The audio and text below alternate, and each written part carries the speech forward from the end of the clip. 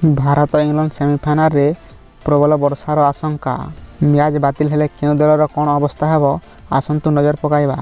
ଟି20 ବିଶ୍ୱକପ୍ 2024ର ଦ୍ୱିତୀୟ ସେମିଫାଇନାଲରେ ଭାରତ ଏବଂ ଇଂଲଣ୍ଡ ମୁହାଁମୁହିଁ ହେବେ। ଗୁୟାନାଠାରେ ଏହି ମ୍ୟାଚ୍ଟି ଖେଳାଯିବ। ଦ୍ୱିତୀୟ ସେମିଫାଇନାଲ ପାଇଁ କୌଣସି ରିଜର୍ଭ ଡେ ରଖାଯାଇ ନାହିଁ।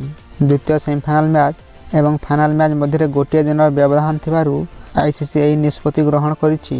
ଯଦି ଏହି ମ୍ୟାଚ୍ ବର୍ଷା ଯୋଗୁଁ ବାତିଲ ହୁଏ ତେବେ କେଉଁ ଟିମ୍ ଫାଇନାଲକୁ ଯିବ ସେ ନେଇ ପ୍ରଶଂସକମାନେ ଦ୍ୱନ୍ଦ୍ୱରେ ରହିଛନ୍ତି। 27 ଜୁନରେ ପ୍ରବଳ ବର୍ଷାର ଆଶଙ୍କା ରହିଛି। ଯଦି ମ୍ୟାଚ୍ ସମ୍ପୂର୍ଣ୍ଣ ଭାବରେ ବାତିଲ ହେବ ତେବେ ଭାରତ ସିଧାସଳଖ ଭାବରେ ଫାଇନାଲରେ ପ୍ରବେଶ କରିବ। ରୋହିତ ଶର୍ମାଙ୍କ ଟିମ୍ ସୁପର 8ରେ ଶୀର୍ଷ ସ୍ଥାନରେ ରହିଥିଲା।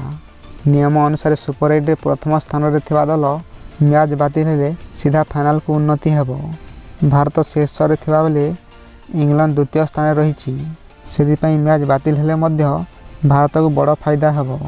ଯଦି ଏମିତି ହୁଏ ତେବେ ଇଂଲଣ୍ଡ ମ୍ୟାଚ୍ ନ ଖେଳି ବିଶ୍ୱକପ୍ 2024ରୁ ବାହାରିଯିବ।